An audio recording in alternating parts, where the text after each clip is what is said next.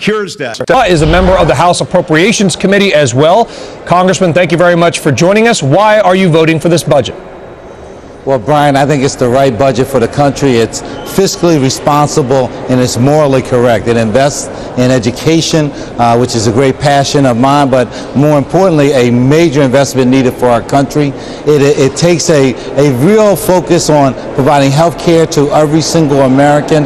This is a budget that's fiscally balanced. It provides tax cuts to 95% of the American working households through the stimulus proposal over the next 2 years. It has a provision that makes permanent my tax cut to provide a tuition tax cut of $2,500 per family. So I think that the budget is moving us in the right direction.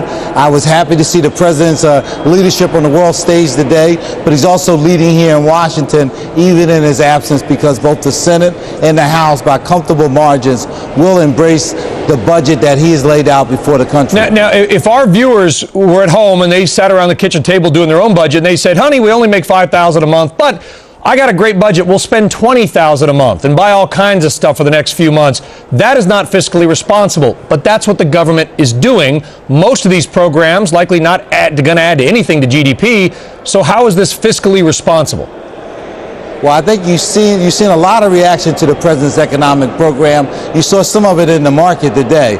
If you were sitting down with any group of economists, they would tell you when you have a recession, when you have a downturn, you must spend. You must provide some adrenaline to the market. You must spend on things that contribute to productivity. That is correct. I'm sorry, Brian. Maybe I could just finish. The point is, every economist agrees you got to invest. Democrats have decided let's invest in working families, a 95% tax cut. Let's invest in young people getting an education through tuition tax credits. And let's also invest in infrastructure. And let's help some people over the difficult moments through increases in extension and unemployment benefits. The president's program seems to be working rather well in terms of the indications from all of the economists who are looking at it in the market reaction to it. Jobs are a lagging indicator, but we intend fully to implement this program, and we'll see whether the president's right or not. Well, we'll find out, because by the time most of you are out of office, the bill's going to come due, my daughter and everybody else. How much discussion was placed on the massive bill that's coming down to the American people? How much discussion was put on that? Well, first of all, this selective amnesia is amazing. People had nothing to say about Bush doubling the debt, but I offered a bill this week that focuses on how we can reduce the debt and eliminate the debt over a short period of time.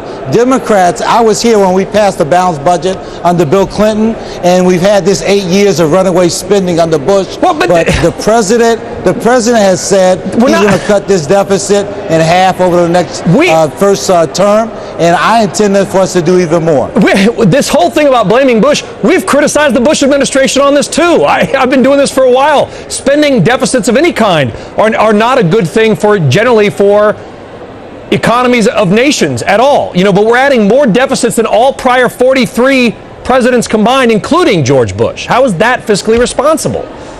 Well, I'm sure that it's hard to find anything that you think that President Obama is doing right, but he's moving this economy in the right direction. We're going to support him. The Congress of the United States is going to ratify his budget today, as we did with the stimulus plan, as he's done more over the last 70 days to move our country in the right direction than Bush did over the last 7 years. It's all about Bush, isn't it, is the problem. Hopefully we can move forward. Chaka Fattah, Congressman of Pennsylvania, thank you very much.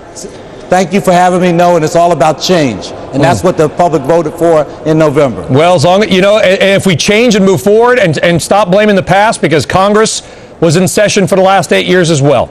And that's, all right, we got to go. We'll have you back on. Thank you very much. All right. To London now, the G20.